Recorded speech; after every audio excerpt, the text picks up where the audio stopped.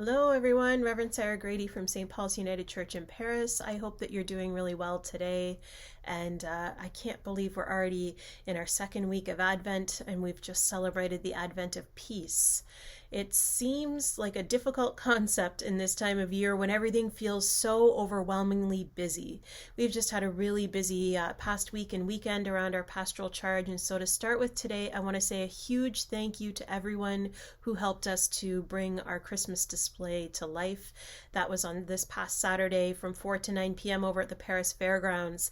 And if you didn't get a chance to drive through, you can check the pictures out of our Christmas display. And I want to say again a huge thank you to Megan Sheetal, who really spearheaded how that came together. Megan put hours of work into that, and it was beautiful. I want to thank Alan Kelly for the loan of his truck and trailer for that.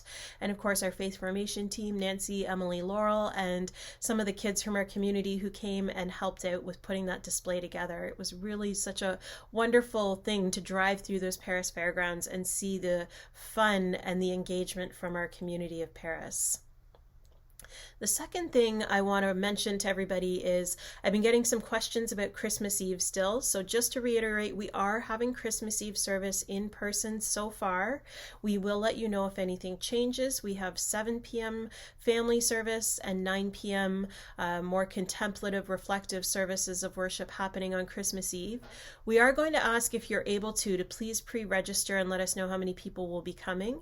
And that just helps us to really get our heads around who's going to be at which service.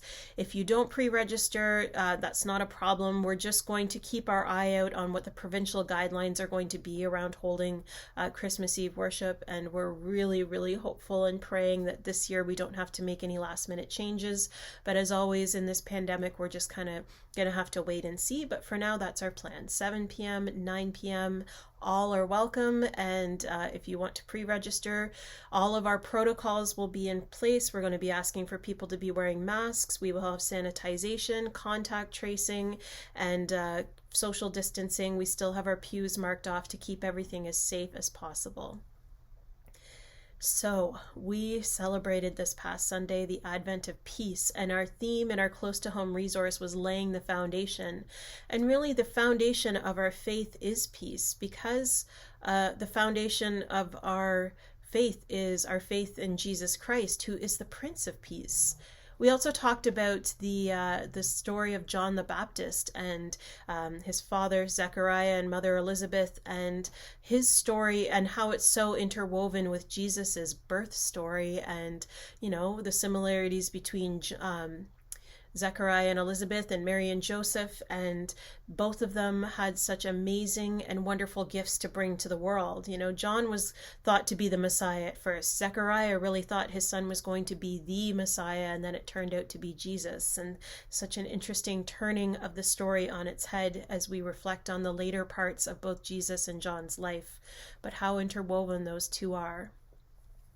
I think I also reflected in my sermon that peace can be something difficult to find in this time of year. We're so hurried, even in this time of pandemic, to make things happen. We are worried about shopping for the perfect thing, and about getting our Christmas decorations up in time, and about the perfect service. I've been really working myself a lot lately, trying to get everything in order for all the services that we generally have around the church.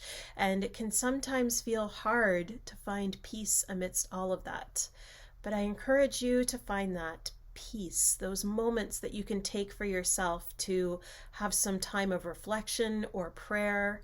And that can feel difficult some days and really easy other days. I know some people have messaged me and said, sometimes I have to get up at 4:30 in the morning just to get a moment of peace before my kids get up and start asking me about where their gloves are and what they're supposed to wear today and if they have to go to school. And for other people, it's that the phone starts ringing, or, their text messages start going off immediately from the office because everybody needs them right away for something.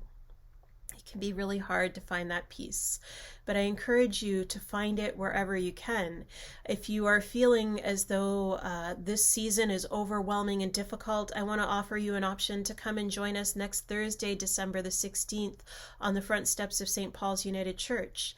We, along with Richwood United Church, are going to be hosting a Blue Christmas service of worship.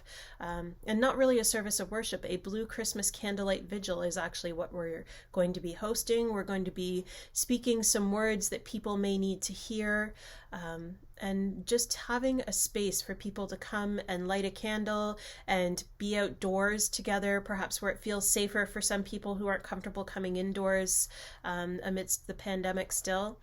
And just take that time that you need to lay down any burdens that you might have as you light a candle for whatever those may be, whether it's grief for somebody that you've lost over the last year or many years ago, whether it is, a struggle with a relationship or a job or just your mental health, whatever that may be. We will be holding a space for you to have that moment that you need to come to our front steps and that candlelight vigil Thursday, December the 16th at 7 p.m. I also, myself, when things are overwhelming, I need moments of prayer, and sometimes the words don't come to me. And so I turn to some resources that I have. And I want to close today by offering you this prayer from the Iona community, the Celtic Prayers by J. Philip Newell. And the closing prayer that I love the most is actually one about peace. And so I offer you this to this day. This day and this night may I know, O God, the deep peace of the running wave, the deep peace of the flowing air, the deep peace of the quiet earth, the deep peace of the shining stars, the deep peace of the sun of peace. Whatever this season holds for you, I pray that you find moments of peace. And if you need to check in because you're not feeling that, I'd love to chat with you, and we can just have that moment to sit together and wrestle with that. Wherever you are this day, I hope that you're safe. I hope that you're well. And of course, I hope I get to talk to you soon. See you later, friends.